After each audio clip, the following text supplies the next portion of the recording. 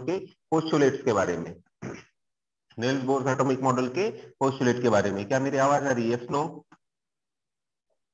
Yes sir. Okay. तो heading दोगे Niels Bohr's atomic model के पोस्टुलेट। कितने पोस्टुलेट बताए थे? कितने पोस्टुलेट बताए थे? कितने पोस्टुलेट बताए थे? 4। ठीक है। 4 में सबसे पहला पोस्टुलेट ये है, all the electrons, all the electrons revolving around the nucleus, revolving around the nucleus in a circular path, circular path means ये है न्यूक्लियस जिसपे चार्ज है Ze और उसके आजू बाजू में ये इलेक्ट्रॉन क्या कर रहे हैं?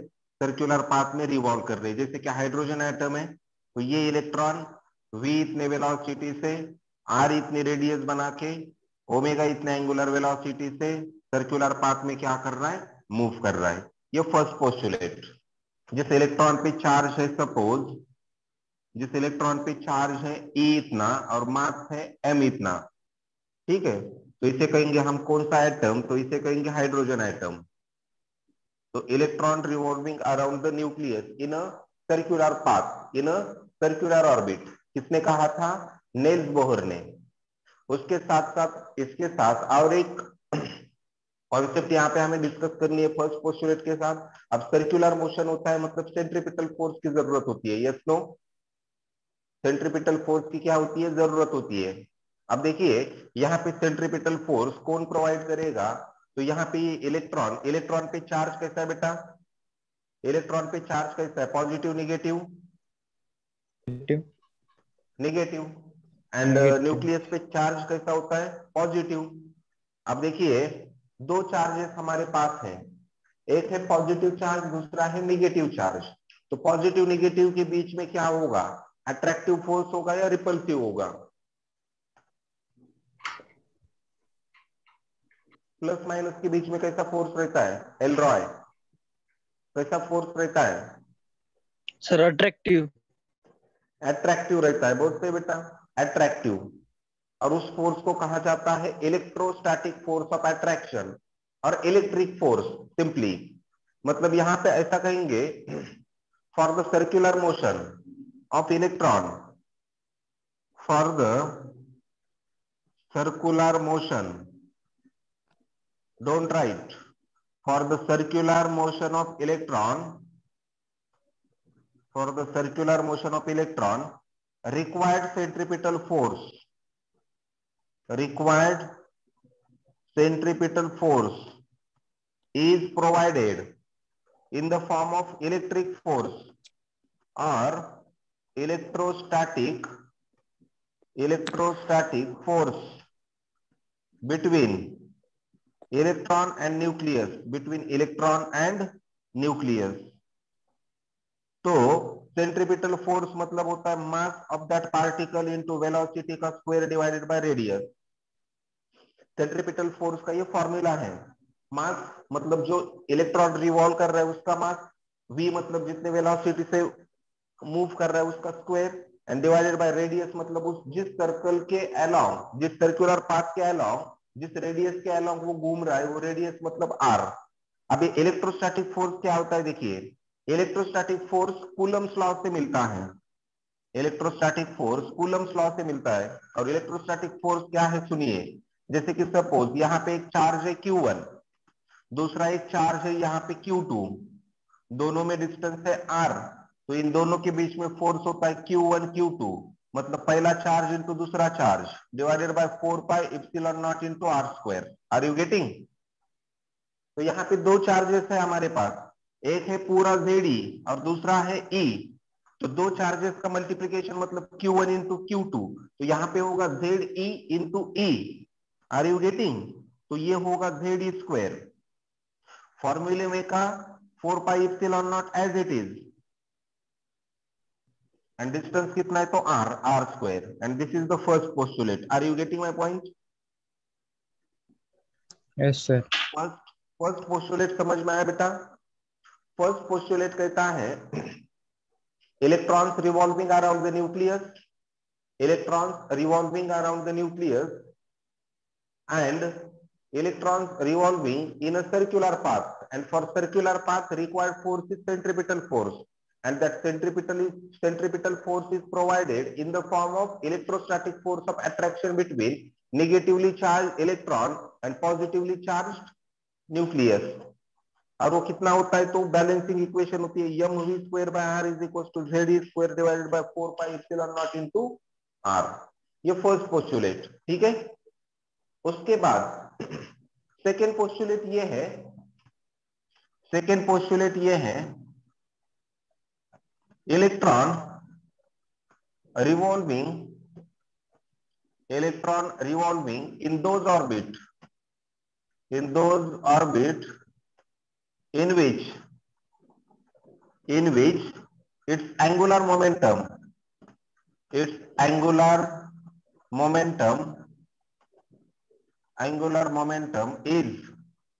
nh by 2 pi, मतलब L is equals to N H divided by 2 pi. यहाँ पे L मतलब एंगुलर मोमेंटम, n मतलब आपके ऑर्बिट का नंबर, n मतलब क्या है, n मतलब ऑर्बिट नंबर, रिमेंबर दैट, जिसकी वैल्यू कुछ भी हो सकती है, first orbit, second, third and so on. Are you getting? And जो h दिख रहा है, इस h को कहा जाता है प्लैंक्स कांस्टेंट। कौन सा कांस्टेंट कहा जाता है बेटा? Planck's Constant. कांस्टेंट। और जिसकी वैल्यू होती है, याद रखिए, 6.63 इंटू 10⁻⁻34 जूल सेकेंड। या फिर एंगुलर मोमेंटम की और एक वैल्यू याद रखो, L is equals to M V R. M मतलब मास ऑफ इलेक्ट्रॉन, वी मतलब velocity of electron and R मतलब रेडियस। तो M V R is equals to N H divided by 2 pi. This is second postulate. Second postulate के लिए ये second equation and ये first equation दोनों के दोनों याद होने चाहिए। Are you getting? First postulate में क्या है, सेंट्रीपिटल फोर्स को कौन बैलेंस कर रहा है, electrostatic force of attraction between two electric charges, and इधर angular momentum L is equal to क्या मिल रहा है, NH divided by 2 pi. Are you getting my point?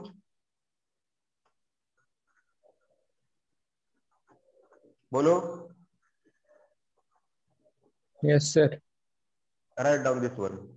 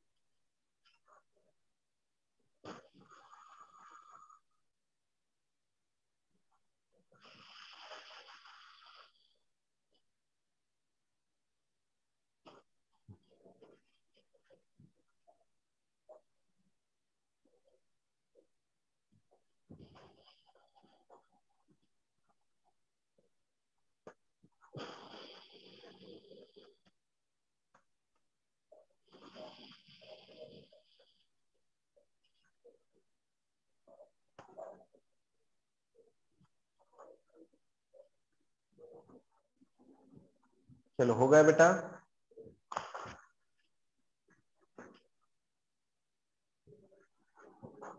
No sir.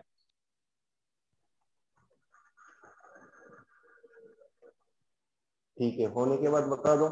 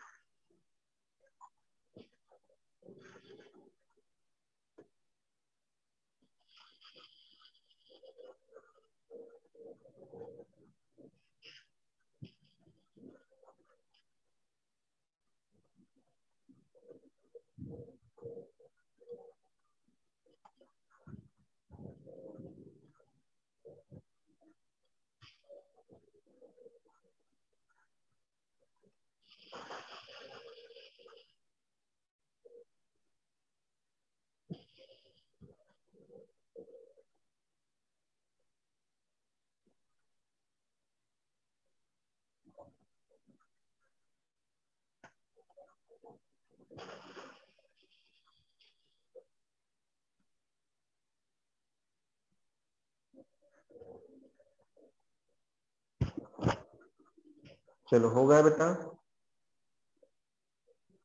Yes sir. ठीक है,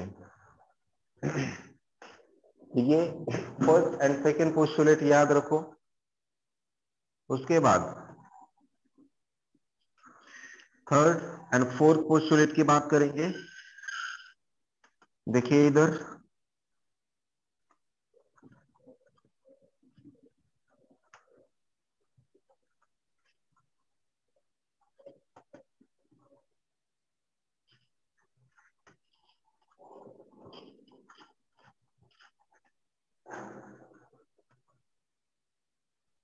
देखो सेकेंड पोस्टुलेट, थर्ड पोस्टुलेट कहता है when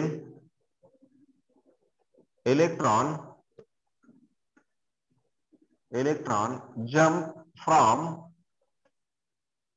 jump from outer orbit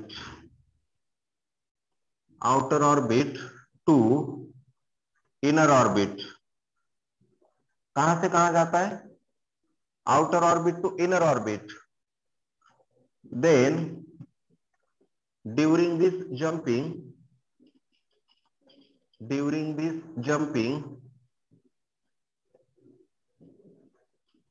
electron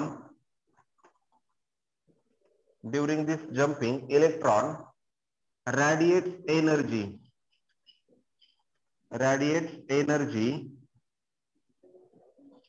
in the form of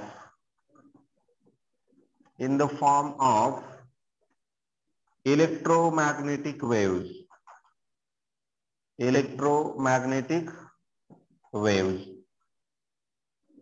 मतलब क्या? तो ये पोस्टुलेट कहता है, सपोज ये कोई एटॉमिक स्ट्रक्चर है, यहां पे है न्यूक्लियस, ये आपकी सपोज न्यूक्लियस के सबसे नजदीक की ऑर्बिट है, ऑर्बिट नंबर 1, मतलब n इज इक्वल्स टू 1। और दूसरी एक ऑर्बिट है ये, n is equals to 2।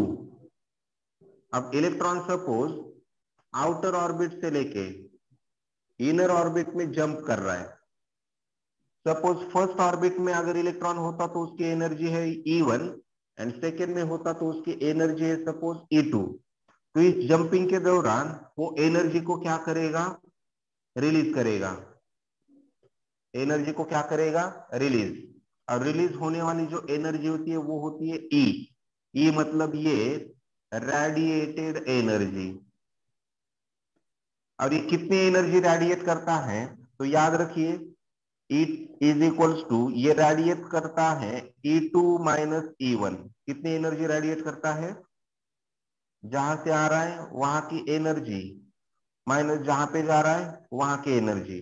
Suppose second orbit में उसकी एनर्जी है कुछ 4 इलेक्ट्रॉन वोल्ट एंड इस ऑर्बिट में उसकी एनर्जी है कुछ सपोज 2 इलेक्ट्रॉन वोल्ट। तो 4 माइनस 2 इलेक्ट्रॉन वोल्ट को रिलीज करना पड़ेगा, तभी वो क्या करेगा? जंप कर पाएगा आउटर टू इनर। और फोर्थ पोस्टुलेट कहता है जब इलेक्ट्रॉन जंप करेगा inner to outer, inner to outer, then energy is supplied. तब एनर्जी क्या की जाती है? सप्लाई की जाती है। अगर इनर टू आउटर जाना है, मतलब यहां के इलेक्ट्रॉन को यहां पे जाना है, तो हमें इस एटम को कुछ एनर्जी देनी पड़ती है। एनर्जी क्या करनी पड़ती है? देनी पड़ती है। और दी जाने वाली एनर्जी कितनी? तो दी जाने वाली एनर्जी फिर से E2 माइनस E1 इतनी ही होती है। Are you getting my point? This is the third postulate, sorry fourth postulate, and this is third postulate. समझ में आ रहा है? थर्ड पोस्टुलेट में ही ये दोनों पोस्टुलेट आते हैं, लेकिन हमने फोर्थ भी लिया, ठीक है। तो थर्ड एंड फोर्थ कहता है जब इलेक्ट्रॉन की जंपिंग होगी। अब जंपिंग दो तरह से होगी, एक तो आउटर टू इनर होगी या फिर इनर टू आउटर होगी। अगर इनर टू आउटर होगी तो एनर्जी दे दो, अगर आउटर टू इनर देनी होगी तो एनर्जी निकाल लो।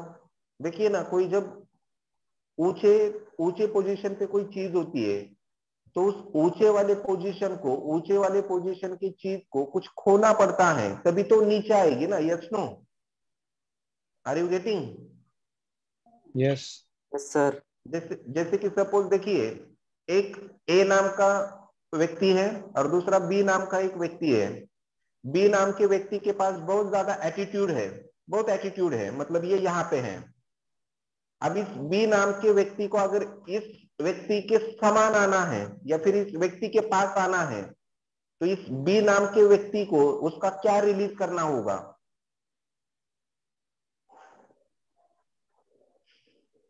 ऊंची चीज हमेशा नीचे वाली चीज के पास तभी आएगी जब ये कुछ लॉस करेगी। तो ऊपर से नीचे आते वक्त इसे क्या करना होगा? उसमें के एनर्जी का लॉस करना होगा। Are you getting my point? Are you getting my yes point? Sir.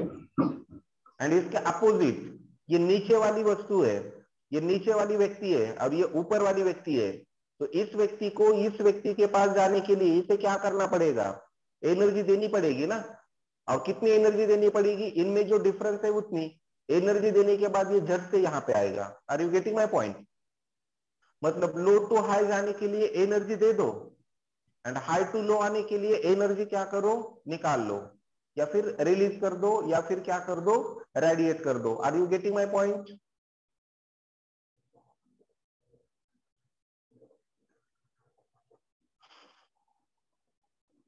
Are you getting my yes point? Sir. Right yes down sir. This one.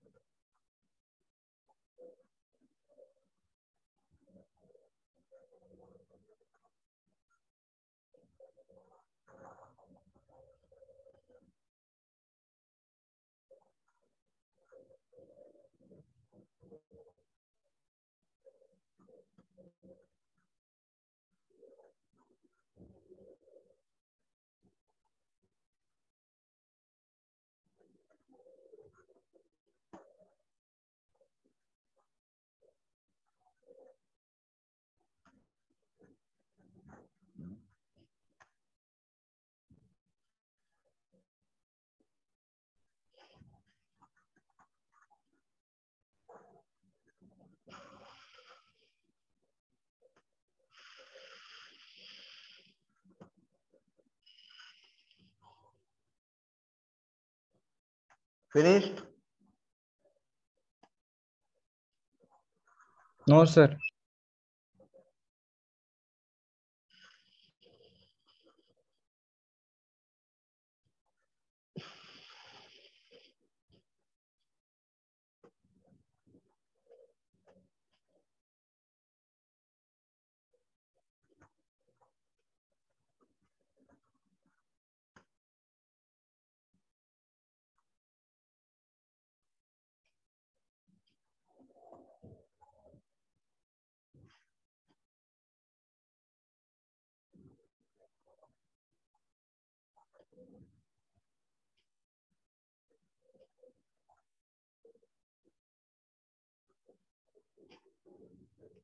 चलो हो गया बेटा।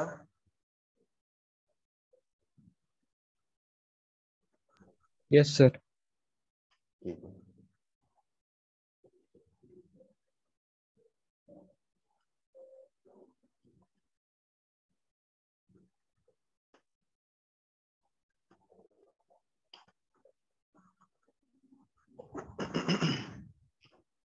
उसके बाद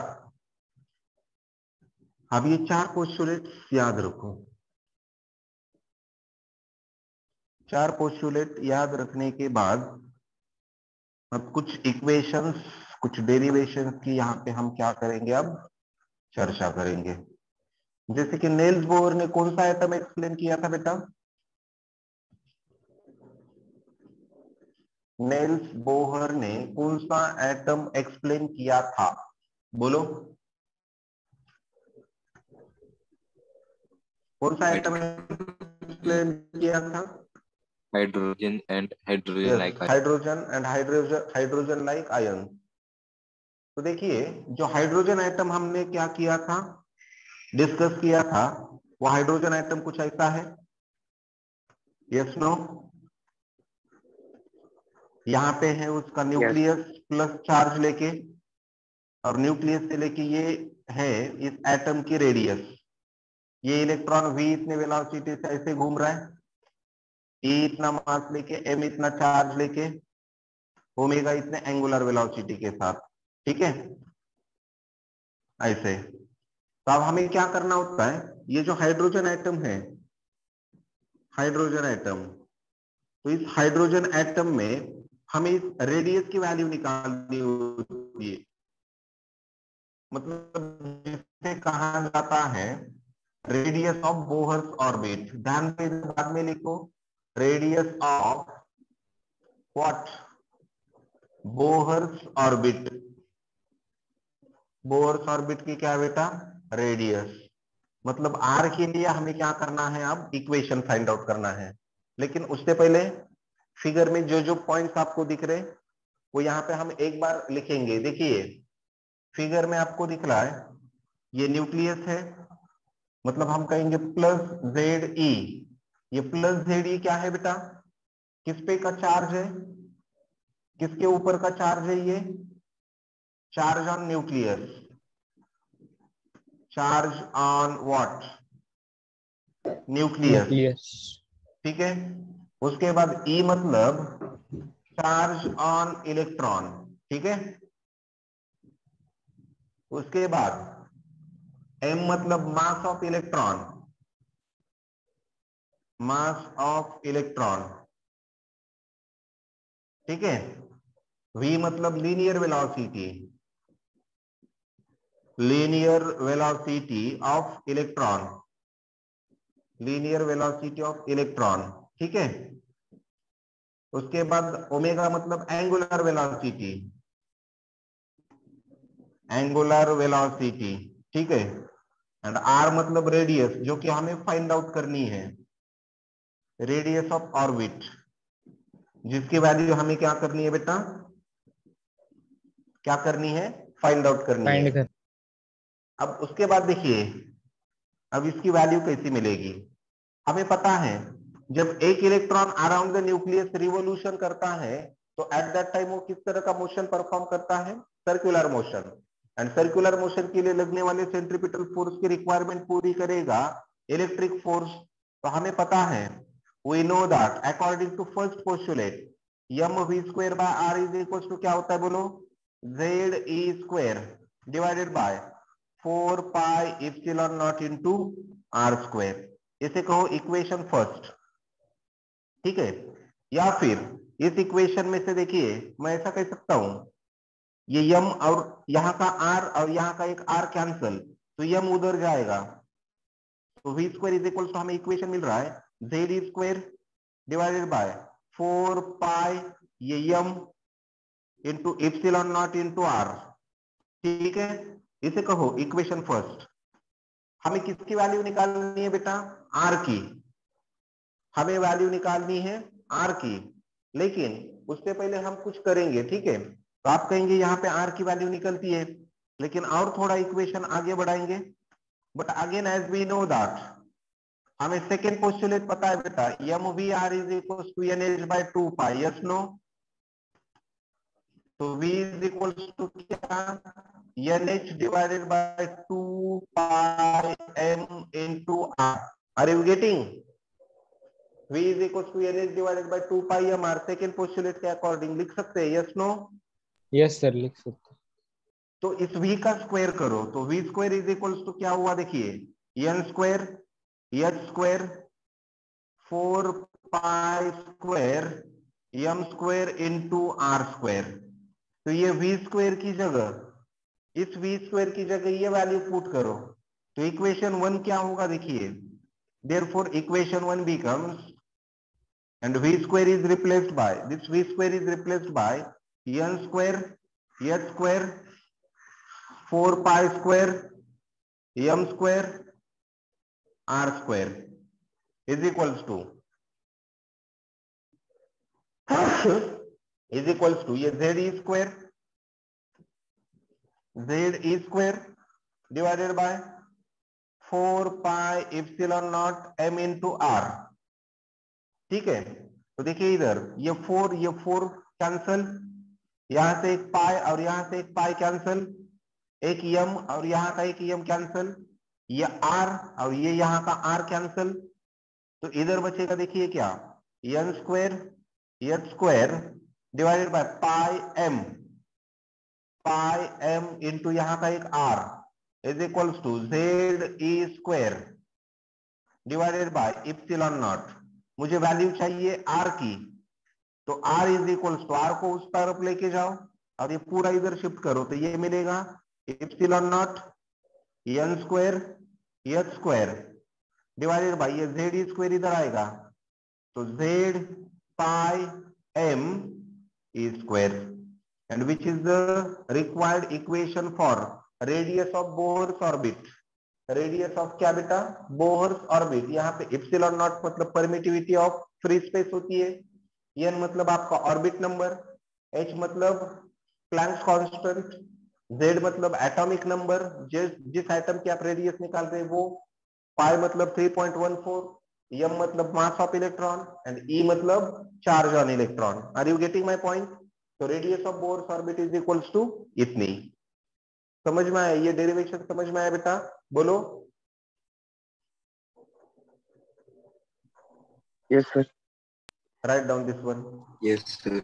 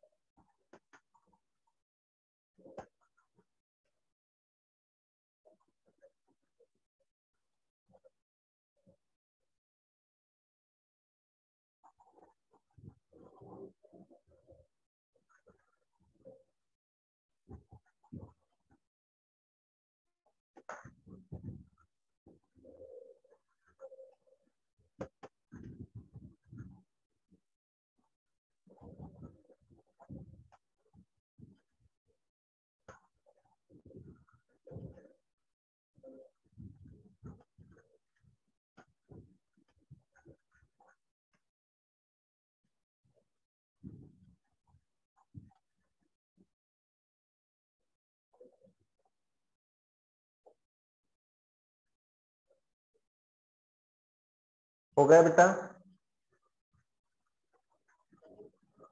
यस सर। ठीक है, बाकी लोगों का हुआ?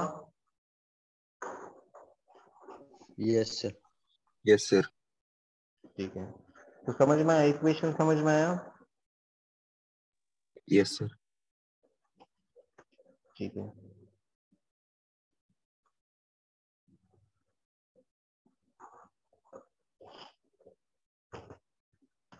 तो यहाँ पे एक बात याद रखो, इप्सिलॉन की वैल्यू,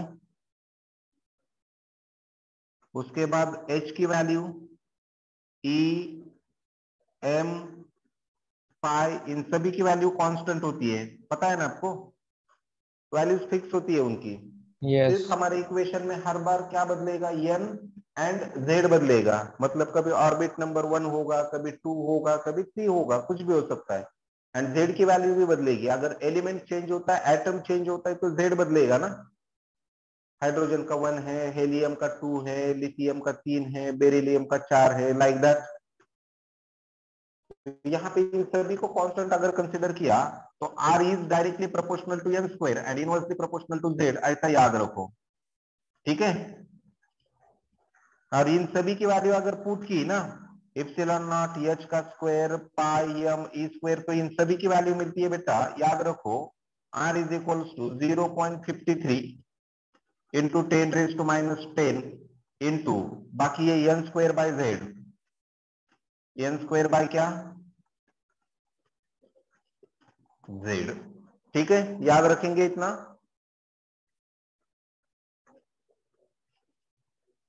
बोलो। Yes sir. Yes sir. ठीक है,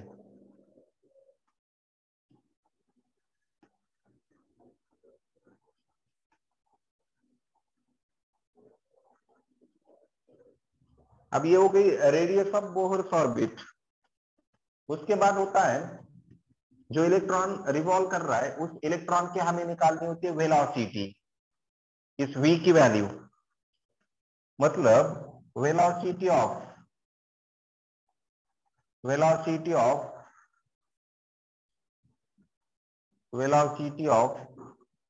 रिवॉल्विंग इलेक्ट्रॉन,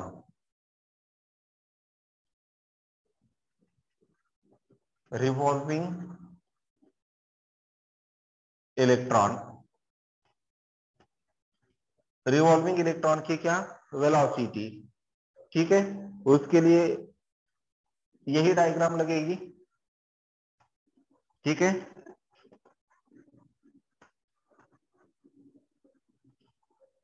थोड़े इक्वेशन चेंज हो गए।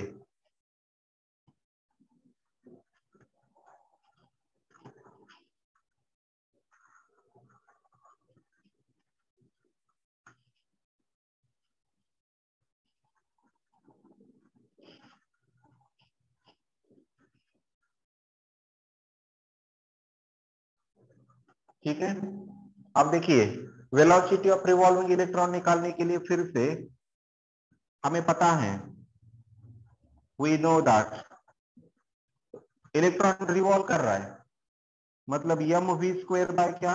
आर। हमें इस v की वैल्यू निकालनी है, इज इक्वल्स टू क्या होता है? Z square divided bye